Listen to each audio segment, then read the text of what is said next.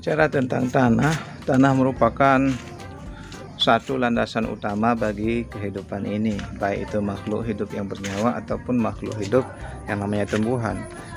Di sini merupakan satu landasan utama yang memang harus dilihat. Kalau kita makhluk hidup ya seperti biasa, kalau di tanah tersebut tidak bisa ditanami apa-apapun itu kan tidak bisa kita untuk tinggal di situ. Juga begitu juga dengan tanaman. Tanaman juga perlu kita lihat pH tanahnya atau unsur hara tanahnya. Perlu sahabat ketahui, unsur hara tanah yang bagus itu pH yang bagus itu sekitar 7 ya. Kalau lebih daripada 7 itu sudah termasuk dalam basa. Kalau kurang daripada 7 misalnya pH-nya 5 itu sudah asam.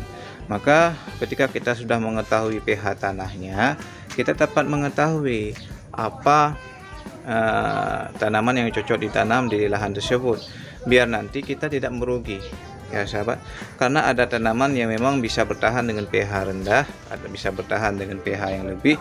Kadang-kadang tanaman tersebut hanya bisa bertahan dengan pH yang netral, yaitu sekitaran 7. Maka jangan lupa sahabat untuk mengeceknya. Cukup kita cek secara tradisional saja. Ini merupakan warisan nenek moyang kita yang sudah turun-temurun diajarkan pada kita, saya sudah mengadopsi dan mengimplementasikan kepada petani-petani kita, pekebun-pekebun kita. Alhamdulillah ketika dicek pH-nya insya Allah tidak meleset, walaupun kadang-kadang beberapa persen kurang ataupun lebih. Seperti saya bilang tadi, tanah merupakan faktor yang paling utama baik kita selaku manusia maupun tumbuhan, dan setiap tumbuhan itu membutuhkan beda-beda kandungan pH tanahnya. Kadang ada yang butuh bisa bertahan di kondisi asam, kadang di kondisi basa, ataupun kadang-kadang dia hanya bisa bertahan di kondisi netral.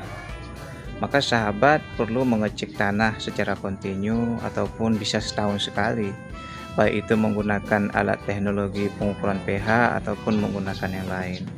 Dan saya mengajak sahabat untuk mencoba mengimplementasikan resep peninggalan nenek moyang dalam mengecek pH tanah, dan keakuratannya sudah dibuktikan 99% insya Allah akurat.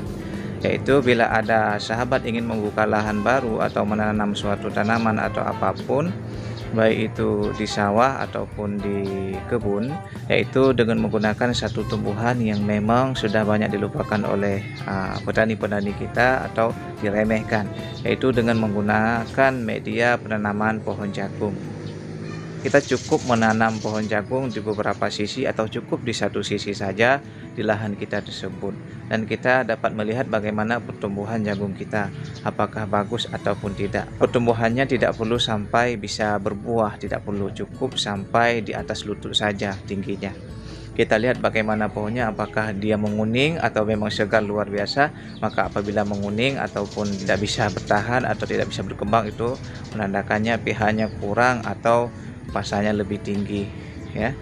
Tetapi kalau seandainya pohonnya segar, pohonnya hijau, batangnya besar, merona dan sangat bagus, menandakan pH tanah itu netral dan bagus, boleh ditanam oleh tanaman yang memang kita ingin tanamkan, yang kadang-kadang tanaman tersebut hanya bisa mampu bertahan di kondisi pH yang netral yang bagus, yaitu sekitaran 7 ya sahabatku. Cukup itu saja, dan itu sudah kami adopsi dan implementasikan di perkebunan kami. Bahkan ada yang mengimplementasikan ke sawah-sawah. Resep nenek moyang ini tidak perlu diragukan lagi, tidak perlu diremehkan, karena mereka sudah dari dulu berinovasi dan berteknologi, walaupun tidak menggunakan teknologi yang sekarang sedang berkembang. Oke, terima kasih, semoga bermanfaat, semoga terinspirasi, semoga termotivasi. Salam inovasi tani.